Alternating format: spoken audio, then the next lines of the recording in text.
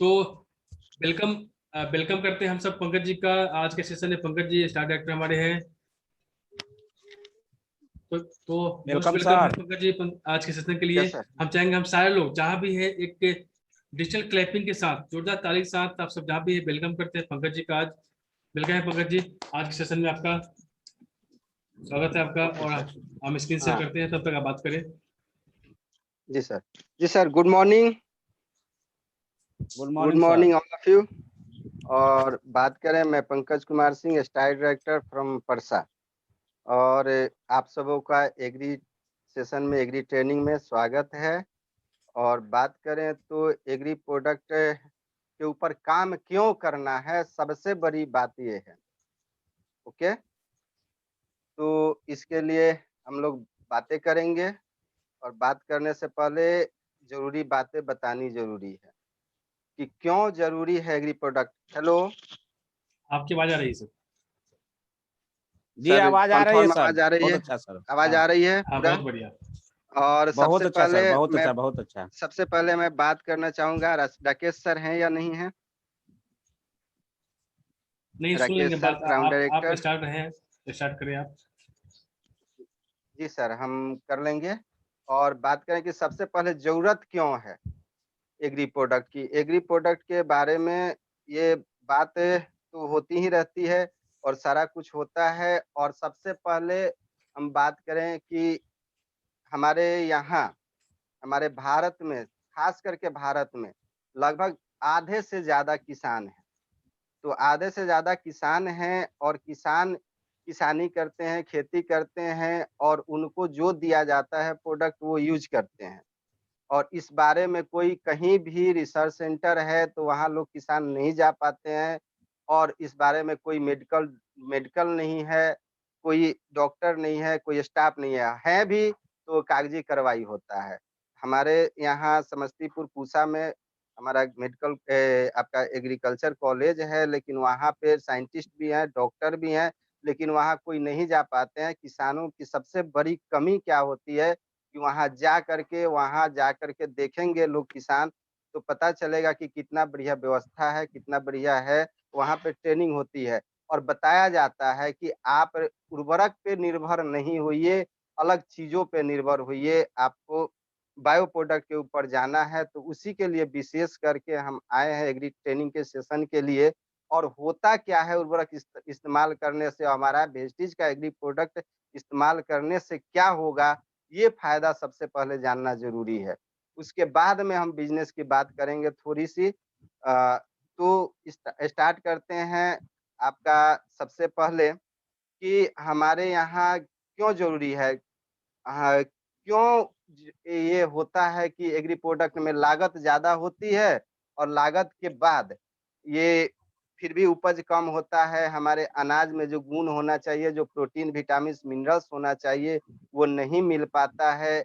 और हम वो वही अनाज, वो वही जो सीरियल्स है, ज्वार बट्टा, ज्वार कहिए, आपका गेहूं चावल, जो भी है, जितना भी सीरियल्स है, उतना में जो प्रोटीन चाहिए, जो विटामिन चाहिए, जो मिनरल्स चाहिए, वो नहीं मिल पाता है। जिस कारण से हम लोगों का शरीर धीरे धीरे कमजोर होता है, हमारा सेल नहीं डेवलप हो पाता है।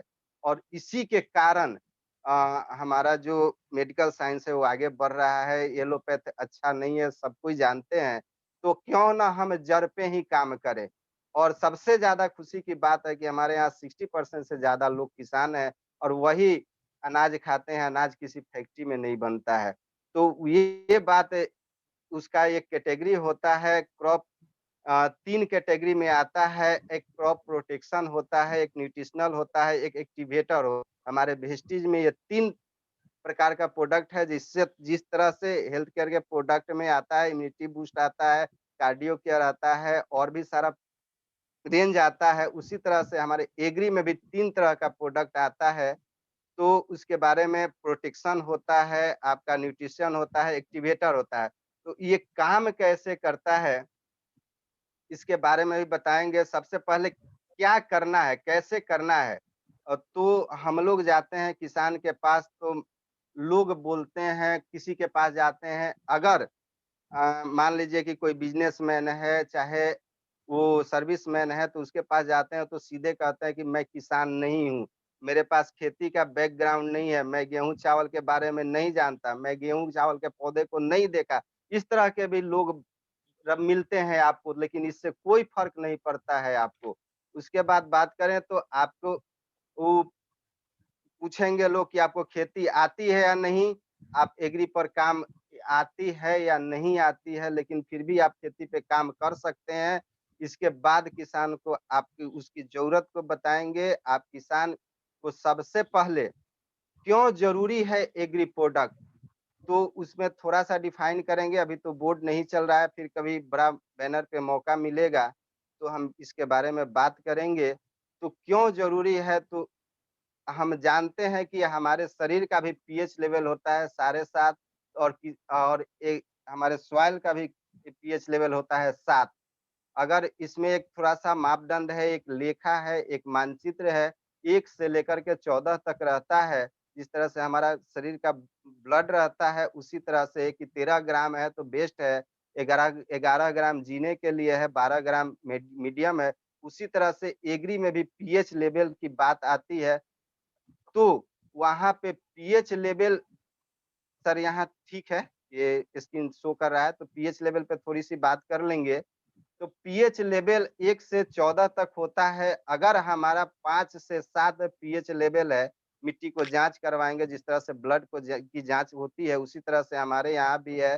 ब्लॉक में एडीओ ऑफिस होता है, एग्रीकल्चर डिस्ट्रिक्ट ऑफिस होता है, उसमें जाकर के हमारे सॉइल को जाँच करवाएँगे तो वहाँ से पता चलता है कि हमारे सॉइल का पीएच लेवल कितना है। अगर 1 से 5 है तो वो क्षारीय हो गया, अगर 7 से ज़्यादा 5 से 7 है तो जनरल हो गया और 7 से 14 है तो आपका अम्लीय हो गया, एसिडिक हो गया, एल्काइन हो गया। तो इस पे बात करते हैं। तो पीएच लेवल सबसे ज़रूरी है, हमारे बॉडी को भी ज़रूरी है और सॉइल का भी ज़रूरी है। तो पीएच लेवल जब हम जान जाएँगे, तो उसके बाद में हमको कौन-सा प्रोडक्ट देना है, कैसे देना है, तो ये मालूम हो जाएगा। तो इसके हमारा सबसे पहला प्रोडक्ट होता है एग्री 82 जो एक्टिवेटर तो है ही, एक्टिवेटर का काम क्या है कि उसके पोटेंसी को बढ़ा देता है। जैसे हमारे एग्रीकल्चर में सबसे ज़्यादा खेती करने के लिए सबसे ज़्यादा जो ज़रूरी होता है, वो 16 प्रकार के तत्वों की ज़रूरी होती है। उसमें आपका उसको इग्नोर नहीं कर सकते हैं। आपका डाई हो गया, एमओपी हो गया, उसके बाद यूरिया हो गया, नाइट्रोजन हो गया, उसके बाद मैग्नीशियम हो गया, कॉपर, बोरॉन, मोलिब्डेनम, ये 16 प्रकार के तत्वों की ज़रूरत होती है, एक पौधे के जीवन चक्र पूरा करने के लिए। जब ये पूरा हो जाता है, तो हम चाहेंगे कि आप सभी इस बातें को नोट कर लें, तो सबसे ज़्यादा बेटर रहेगा। एक पौधे का जीवन चक्र पूरा करने के लिए 16 प्रकार के तत्वों की ज़रूरत होती है। तो वो तत्व होता है, जिसको विस्तार में फिर कभी बात करेंगे।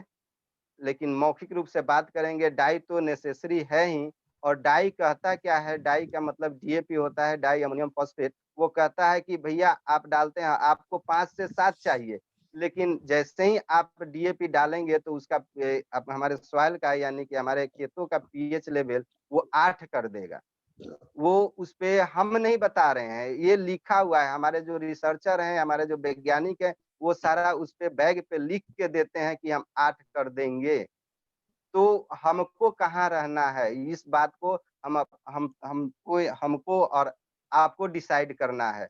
तो जब पीएच लेवल बढ़ा देगा, तो एक बार तो उपज हो जाएगी, 2 बार हो जाएगी, 3 बार हो जाएगी, लेकिन बार-बार नहीं होगी।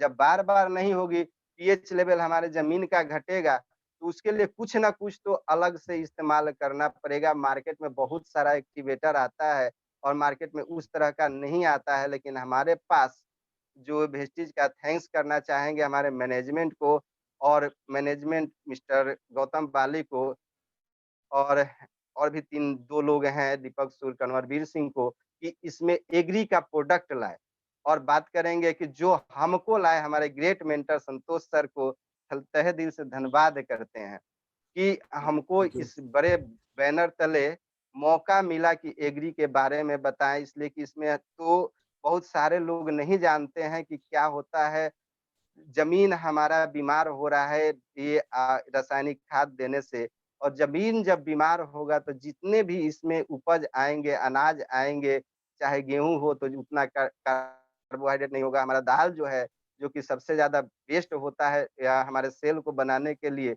उसमें प्रोटीन होता है, तो वो भी आएगा। तो वो भी हमारा जो उसमें गुणवत्ता होना चाहिए, जितना प्रोटीन होना चाहिए उतना नहीं आएगा।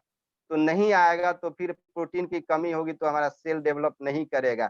इसलिए ये सबसे ज़्यादा ज़रूरी है।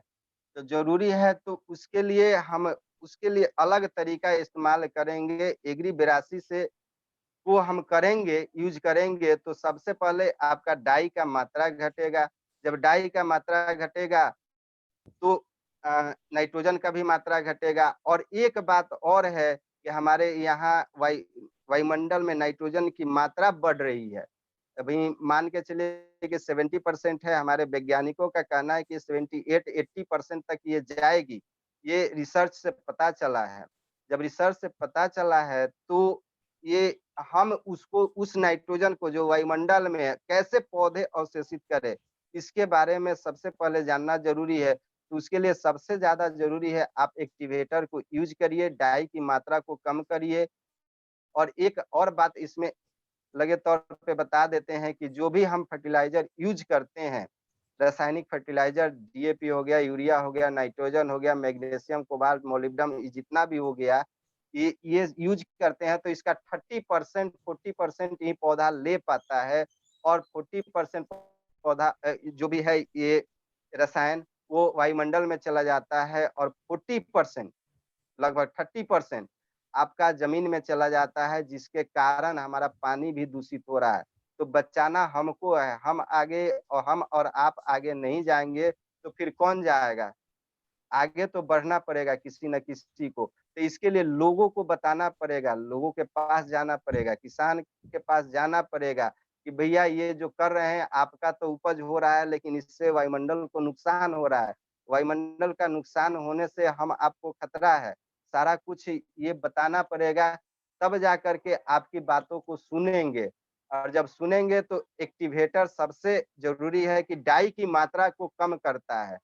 और डाई की मात्रा कम करेंगे तो ऐसे ही जो नाइट्रोजन बढ़ रहा है वो कम होगा।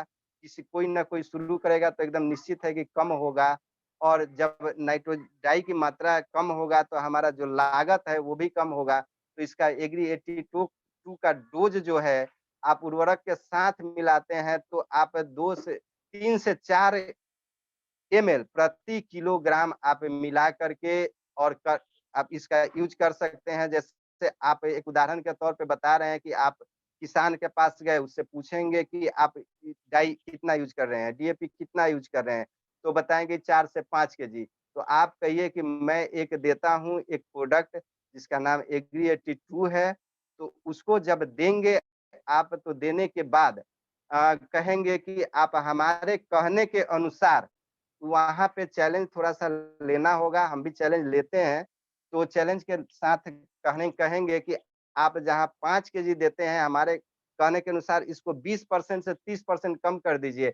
आप 3 केजी कर दीजिए और उसमें से 3 से 4 मिलीग्राम आप उसको एक्टिवेटर को मिला दीजिए। और मिलाने के बाद में उसका जहाँ भी बुरकाव करना है, छिड़काव करना है, सॉइल में आप करना है उसको करवा दीजिए। और अगर डेमो के तौर पे देना है, तो अगर मान लीजिए किसी का 10 कट्ठा का प्लॉट है या 1 एकड़ का प्लॉट है तो उसके आगे आधे भाग को करवाइए।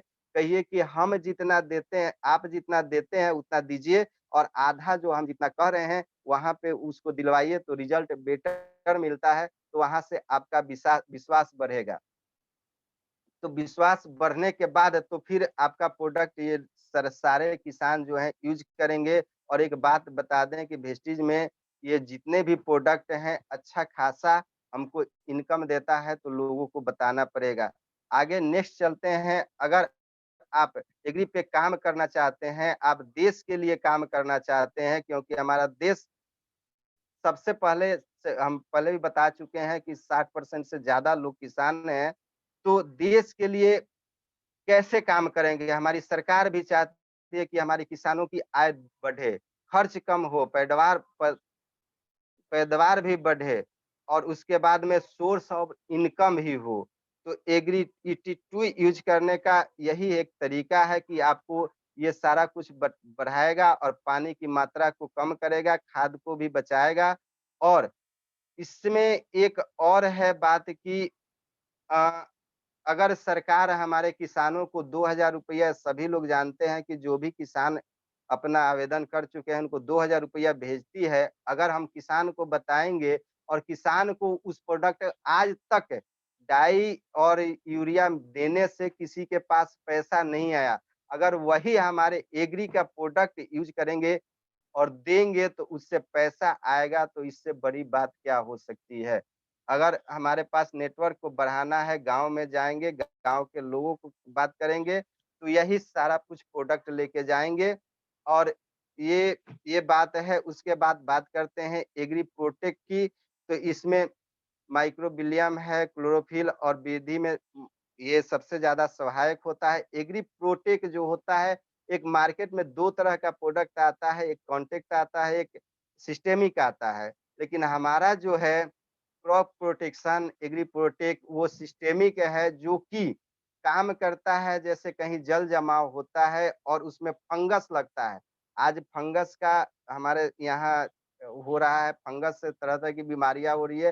फंगस से ही ये जो कोरोना आया है उससे ही हो रहा है।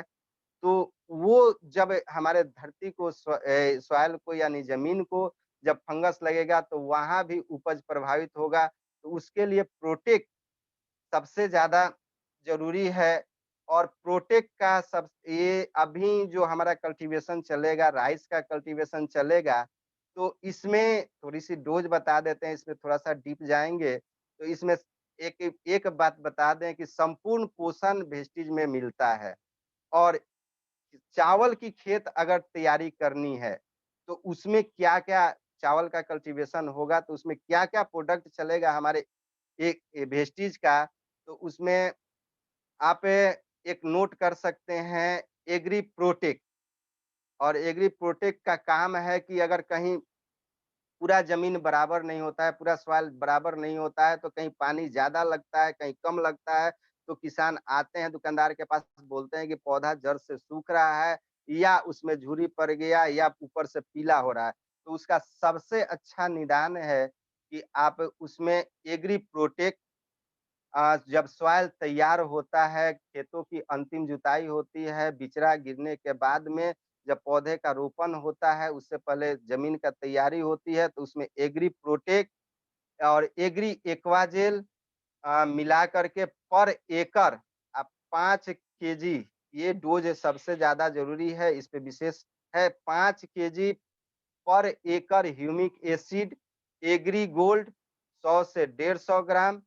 और आपका एग्री एक्वाजेल 100 से 150 ग्राम पर एकड़ यूज़ करेंगे, तो आपका रिज़ल्ट बहुत बेटर होगा। तो उससे क्या होगा कि आपके एग्री ह्यूमिक क्या करता है कि जहाँ गोबर की खाद यूज़ करते हैं, वहाँ पे आप एग्री ह्यूमिक यूज़ कर सकते हैं। एग्री ह्यूमिक में होता है ह्यूमिक एसिड और आपका फॉल्विक एसिड और ह्यूमिन 3 तरह का प्रोडक्ट निकलता है। इसके लिए विशेष बात करेंगे, ये ह्यूमिन होता क्या है, थोड़ा-सा इस पे विशेष चर्चा करेंगे। ह्यूमिक एसिड बनता कैसे है? हमारे यहाँ जो भी कभी भी पेड़-पौधा से जो पत्ता गिरता है या हमारे 2 ही चीज़ से बनता है, या तो एनिमल डस्ट से या ट्री डस्ट से। तो उससे बनता है कि हमारे ज़मीन पे जब भी गिरता है तो उसमें एक अलग तरह का स्मेल आता है। स्मेल से वो सड़ता है और सड़ने के बाद में एक 3 तरह का प्रोडक्ट बनता है ह्यूमिक एसिड, फॉल्विक एसिड और ह्यूमिन। ये तीनों को थोड़ा-सा डिफाइन करके हम बता देंगे। जहाँ से गोबर की खाद यूज़ करते हैं, वहाँ पे आप इसको यूज़ कर सकते हैं। इसलिए कि गाय-भैंस पालना अब लोग छोड़ दिए हैं, जो भी किसान हैं, लगभग छोड़ दिए हैं और ज़्यादातर मदर डेयरी का इस्तेमाल करते हैं। तो गाय-भैंस पालना भी एग्रीकल्चर के लिए ज़रूरी है। अगर वो नहीं है तो हमारे पास एग्री ह्यूमिक का प्रोडक्ट आता है। तो ह्यूमिक एसिड तो ये रूट का विकास करता ही है, फोटोसिंथेटिक में भी मदद करता है, यानी कि प्रकाश संश्लेषण में भी मदद करता है और पौधे को हरा-भरा करता है। और फॉल्विक एसिड ये ऐसा महत्वपूर्ण तत्व है, जिस तरह से हमारे अंदर, हमारे ह्यूमन बॉडी में हार्मोन्स की कमी अधिक होती है, तो हमारा संतान नहीं पैदा होता है। उसी तरह से फॉल्विक एसिड है कि ये अगर नहीं मिले पौधे को, तो उसमें फूल-फल नहीं लगेगा, चाहे दुनिया का जो भी आप फर्टिलाइज़र यूज़ कर लीजिए, जो भी विटामिन्स, मिनरल्स यूज़ कर लीजिए, बिना ही फॉल्विक एसिड का उसमें फूल-फल नहीं लगेगा। ये हमारे प्रकृति से मिलता है और प्रकृति में अगर कम हो गया है, तो उसके लिए फॉल्विक एसिड बहुत ज़रूरी है। ह्यूमिन जो कि हमारे खेतों की पीएच लेवल उर्वरता को बढ़ाता है। उसके बाद आगे नेक्स्ट प्रोडक्ट है, तो हाँ, सर थोड़ा इसका डोज़ हम बता दें कि एग्री ह्यूमिक का डोज़ जो है आप 5 से 8 केजी इसका प्रति एकड़ यूज़ कर सकते हैं, किसी भी चीज़ में मिला कर के, चाहे गोबर का खाद हो, चाहे आपका डाई हो, चाहे यूरिया हो, किसी में भी मिला कर के, या आप सॉइल पे ये कर रहे हैं, तैयार कर रहे हैं, ज़मीन तैयार कर रहे हैं पौधे की रोपाई के लिए, तो उस समय अ, एक्वाजेल 1 से 150 ग्राम और आपका ह्यूमिक एसिड 5 से 8 केजी ज़मीन के पीएच लेवल के अनुसार यूज़ करेंगे, तो आपको और डाई देने की ज़रूरत नहीं पड़ेगी। और स्प्रे की बात करें तो 2 से 3 एमएल प्रति लीटर यूज़ करना है ह्यूमिक एसिड। और फसल में सबसे पहले इसमें बात करें, जब फसल ग्रोथ कर रहा है, तो ह्यूमिक एसिड यूज़ करेंगे तो बेस्टर रिज़ल्ट आएगा। और उसके बाद में जब फल-फूल लगता है, तो पौधा जिस तरह से हम लोग जब 40-50 के बाद पार करते हैं, तो हमको विशेष सप्लीमेंट की ज़रूरत होती है। तो उसी तरह से जब पौधा फल-फूल लगता है और फल तोड़ने के बाद में फिर से फल लगने के लिए उसमें जो जो फोटोसिंथेटिक है, पौधा फोटोसिंथेटिक के अनुसार ही भोजन बनाता है, तो उसके लिए आपको ये करना पड़ेगा। स्प्रे बार-बार करना पड़ेगा, हर 15 से 20 दिन के अंतराल में करना पड़ेगा। और सिंचाई में तो वो संभव नहीं हो पाता है, इसलिए कि हमारे यहाँ जो भी है लगता है, गेहूँ का पौधा हो चाहे चावल का पौधा हो, तो वहाँ आप जब सिंचाई हो 1 से 2 बार तो वहाँ दे सकते हैं। और यहाँ पे सबसे ज़्यादा फ़ोलियर काम करता है। आगे का प्रोडक्ट सर? हाँ, एग्रीमॉस। एग्रीमॉस क्या करता है कि प्रजनन शक्ति, यानी कि प्रजनन शक्ति जिस तरह से फॉल्विक एसिड है की बात करें, तो उसके बिना फूल नहीं लग सकता। तो एग्रीमॉस ये प्रजनन शक्ति जो है मेटाबॉलिज्म सिस्टम को बढ़ाता है।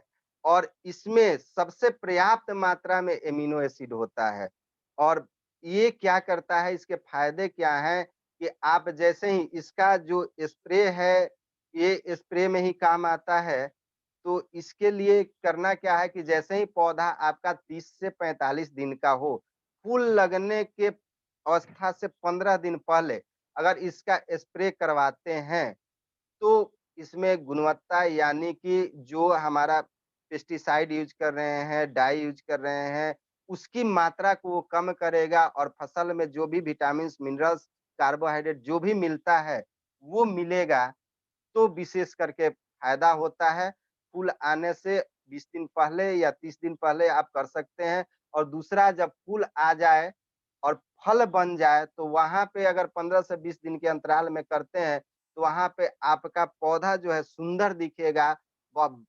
मार्केट में जाने के बाद में वो पौधा जब सुंदर दिखेगा, तो आपका रेट भी अच्छा मिलेगा, फ़ायदा भी अधिक होगा और फलन की क्षमता जो है वो ज़्यादा रहेगी।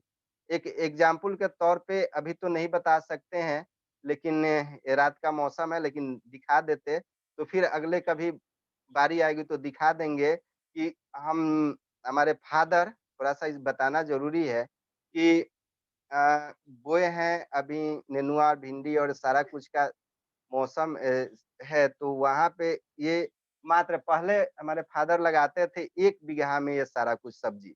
आज की बात करें तो वो 5 कट्ठा में लगाए हैं और 5 कट्ठा में लगा कर के एग्री ह्यूमिक, एग्रीमॉस, एग्री 82 ये तीनों प्रोडक्ट यूज़ किए हैं।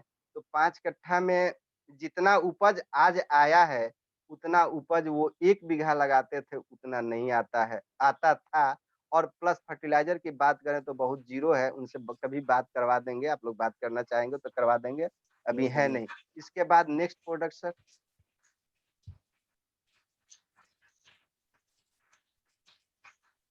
एग्री नैनो ये एग्री नैनोटेक, इसमें सबसे पहले जो बात करें कि नेसेसरी जो है आपका डाई हो गया, नाइट्रोजन हो गया, एमओपी हो गया, लेकिन उसके बाद अति सूक्ष्म पोषक तत्व होता है, जो बोरन, कैल्शियम,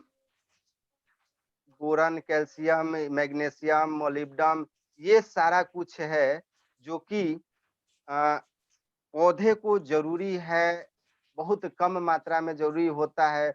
और हमारा जो ये हम देते हैं डाई, ये जो भी रासायनिक फर्टिलाइज़र देते हैं, इससे हमारे शरीर का सॉइल का जो पीएच लेवल है वो तो कमता ही है। और क्षारीय अम्लीय की बात जो हम सबसे पहले बताए हैं, तो दोनों प्रकार की मिट्टी में ये लाभदायक होता है। होता क्या है नैनोटेक, करता क्या है कि हम सबसे पहले बात करें तो ए, जब हम नाइट्रोजन ये सारा कुछ देते हैं तो पीएच लेवल को तो कम कर देता है। जब पीएच लेवल को कम करेगा तो पौधे को लगेगा नहीं, और जब पौधे को लगेगा नहीं तो फल-फूल आएगा कैसे बढ़िया। तो ये नैनोटेक क्या करता है कि ये उसमें जो भी और न्यूट्रिशन की कमी होती है इस डाई अमोनियम या नाइट्रोजन के अलावे, तो उसको ये पूरा करता है। में जो भी न्यूट्रिशन पौधे को चाहिए वो सारा कुछ मिल जाता है। तो इसका डोज़ है 1.5 से 2 एमएल प्रति लीटर। और ये क्या करता है, स्प्रे जब करते हैं, जब पौधा निकल जाता है ज़मीन से, जब अंकुरन हो जाता है, अंकुरन के बाद में, तो अंकुरन के बाद में इसको यूज़ करते हैं, तो इसको अगर ज़मीन में नहीं है, सॉइल में नहीं है, तो स्प्रे करने के बाद वो उतना ही मात्रा में स्प्रे करेंगे तो उतना ही से उसका काम चल जाता है, ले लेता है, तो उससे खर्च कम आती है। अगर सॉइल की बात करें, तो सॉइल में भी इसका यूज़ होता है। और यूज़ होने के बाद ये आपका सॉइल में यूज़ करने के बाद में ज़मीन में जो भी और भी बैक्टीरिया है और सारा कुछ है, उसको नष्ट कर के और ये मेटाबॉलिज्म को बढ़ाता है। एग्री गोल्ड, एग्री गोल्ड की बात करें तो ये सबसे बड़ा जिस तरह से मार्केट में टॉनिक बिकता है अ, हमारे ह्यूमन बॉडी के लिए या सारे एग्रीकल्चर प्रोडक्ट के लिए, तो वो लोग कहते हैं कि इसको यूज़ करिए और फल-फूल बढ़ेगा और सारा कुछ बढ़ेगा। तो एग्री गोल्ड हमारा है कि फल तो बढ़ाएगा, लेकिन इसके अलावा जो कीट आ गए हैं, मान लीजिए कि हमारे स्प्रे करने में कुछ देरी हो गई, कहीं किसान कहीं चले गए, चाहे सारा कुछ होता है, चाहे किसान को कोई प्रॉब्लम आ गई, 2 दिन में स्प्रे करना था, 2 दिन बाद नहीं हुआ, 5 दिन के बाद हुआ, तब तक कीट का प्रकोप हो जाता है। जब प्रकोप हो जाता है तो उस समय किसान क्या करते हैं कि हमारा सब कीट जो है वो पौधा को खा गया। उसके बाद में आप कोई ऐसा प्रोडक्ट दे दीजिए जिससे फ़ायदा हो। तो मार्केट में बहुत सारा कुछ प्रोडक्ट आता है जिससे फ़ायदा होता है या नहीं होता है, पहले भी फ़ायदा होता था। लेकिन हमारा जो एग्री गोल्ड है, अगर कीट भी खा गया है पौधे को और उसके बाद में ग्रोथ नहीं हो रहा है, तो एग्री गोल्ड का यूज़ करेंगे तो उससे गोल्ड आपका ये ग्रोथ पौधे का होने लगेगा। और इसका सबसे स्प्रे का सबसे आसान तरीका है 1.5 से 2 ग्राम प्रति लीटर के हिसाब से इसको यूज़ कर सकते हैं। और 100 से 200 ग्राम प्रति एकड़ इसका डोज़ है। बहुत ज़्यादा डोज़ नहीं है, इसलिए ये जब भी चाहें तो इसको यूज़ कर सकते हैं। उसके बाद बात करें एक्वा जेल, अभी नया प्रोडक्ट है, सर के इसमें नहीं है, तो एक्वा जेल क्यों ज़रूरी है? इस पे सबसे ज़्यादा बात करनी ज़रूरी है। हमारा राइस का कल्टीवेशन शुरू हो गया है सर जी। तो जब राइस का कल्टीवेशन शुरू हो गया है, तो किसान पूछेंगे कि इसमें क्या-क्या यूज़ करें? आपका वेस्टेज का प्रोडक्ट है, हम किसी किसान के पास जाएँगे और पूछेंगे कि इसमें क्या-क्या प्रोडक्ट यूज़ करें? तो ये सबसे ज़्यादा ज़रूरी है कि हम अगर जानेंगे तब ना सॉइल में दिलवाएँगे, नहीं तो वैसे तो किसान डाई, यूरिया ये सारा कुछ यूज़ करते ही हैं। तो जब ये करेंगे तो एक्वा जेल करता क्या है कि हमारा सब वो सबसे बड़ा एक्टिवेटर है। एग्री 82 तो है ही, वो सबसे बड़ा एक्टिवेटर है। वो करता क्या है कि जैसे ही हम राइस का जब बिचड़ा गिराएंगे तो 20 दिन 30 दिन के बाद में उसका रुपाई करेंगे। जब रुपाई करेंगे तो सॉइल को तैयार करेंगे। जब सॉइल को तैयार करेंगे तो उसमें क्या-क्या प्रोडक्ट देंगे। अभी आज तक चलते आ रहा है कि किसान यूरिया, डीएपी, पोटाश यही सारा कुछ दे करके करते हैं। लेकिन हमारा अगर वेस्टेज के तरीके से बात करेंगे तो एक्वाजेल जो है वो वहाँ पे गोबर की जहाँ तक बात है तो उसमें एग्री ह्यूमिक को मिला करके और एक्वाजेल में अगर एक्वाजेल उसमें 5 से 8 केजी प्रति एकड़ और एक्वाजेल 150 से 200 ग्राम मिला करके उसका आप उसका सॉइल का कल्टीवेशन करेंगे, जुताई करेंगे और उसके बाद में पौधे का रोपण करेंगे, तो बेस्ट राइस का रिज़ल्ट आएगा सर जी। तो ये था बहुत बढ़िया। ये खेती की बात। और उसके बाद में बात करें तो एक मैं सबसे पहले थैंक यू सो जी मच सर, पंकज जी, जी, बहुत बढ़िया सेशन अभी तक का आपका, जी। और बहुत ही बढ़िया। बाकी में जो भी लोग सुन रहे होंगे उनको बहुत बेहतर लगा होगा, जी।